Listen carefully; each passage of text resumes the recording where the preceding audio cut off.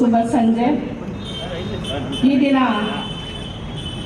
ನಮ್ಮ ಕರ್ನಾಟಕ ರಾಜ್ಯ real estate welfare association ಇಂದ ಮತ್ತೆ ಸ್ನೇಹ ಬಳಗದ ವತಿಯಿಂದ ಬೆಳಗ್ಗೆಯಿಂದ ಆರೋಗ್ಯ ತಪಾಸಣೆ ಕಾರ್ಯಕ್ರಮವನ್ನು ಹಮ್ಮಿಕೊಂಡಿದ್ವಿ.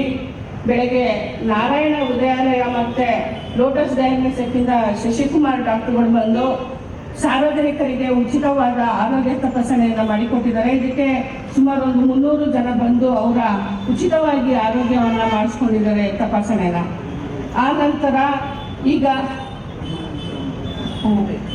ಜನಮನ ವೇದಿಕೆಯ ಕ್ಷಮಿಸಬೇಕು, ನಾನು ಸ್ನೇಹ ಬಳಗ ಅಂತ ಹೇಳಿದೆ. ಜನಮನ ವೇದಿಕೆ ಮತ್ತೆ ನಮ್ಮ ಕರ್ನಾಟಕ ರಾಜ್ಯ ರಿಯಲ್ ಎಸ್ಟೇಟ್ ವೆಲ್ಫೇರ್ ಅಸೋಸಿಯೇಷನ್ ಇಂದ ಚಾಮರಾಜಪುರ ವೃತ್ತದಲ್ಲಿ ಕನ್ನಡ ರಾಜ್ಯೋತ್ಸವ ಎಲ್ಲರೂ ಒಗ್ಗೂಡಿ ಪ್ರತಿಯೊಬ್ಬರು ಕನ್ನಡ ಬಳಸಿ ಕನ್ನಡ ಉಳಿಸಿ ಅನ್ನೋ ಒಂದು ಧ್ಯೇಯದೊಂದಿಗೆ ಮತ್ತೆ ನಮ್ಮ ಒಂದು ವೆಲ್ಫೇರ್ ಅಸೋಸಿಯೇಷನ್ ರಿಜಿಸ್ಟರ್ ಆಗಿದ್ದ ಮೊದಲನೇ ತಿಂಗಳಲ್ಲಿ ಈ ಒಂದು ಕನ್ನಡ ಹಬ್ಬ ಬಂದಿದ್ದರಿಂದ ಈ ಆಚರಣೆಯನ್ನು ಮಾಡಬೇಕು ಅಂಥೇಳಿ. ಏಕೆಂದರೆ ಕರ್ನಾಟಕ ರಾಜ್ಯ ರಿಯಲ್ ಎಸ್ಟೇಟ್ ಅಂತ ಹೇಳಿದರೆ ಈ ಮನೆ ಮಾರಾಟ ಮತ್ತು ಮನೆ ತಗೊಳ್ಳೋದು ಅವರಿಂದ ಕೆಲವು ವಿಚಾರದಲ್ಲಿ ಅಡಚಣೆಗಳಾದಾಗ ದುಡ್ಡಿನ ವ್ಯವಹಾರದಲ್ಲಿ ತುಂಬ ಗೊಂದಲ ಆಗಿತ್ತು.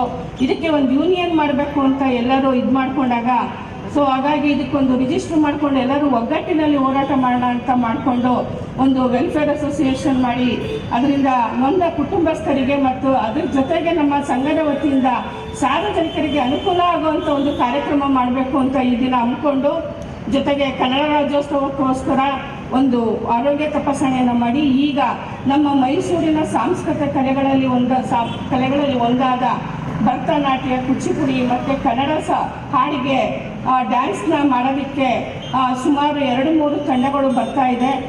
ಸಾರ್ವಜನಿಕರು ಇದನ್ನೆಲ್ಲ ಸದುಪಯೋಗ ಪಡಿಸ್ಕೊಳ್ಳಿ.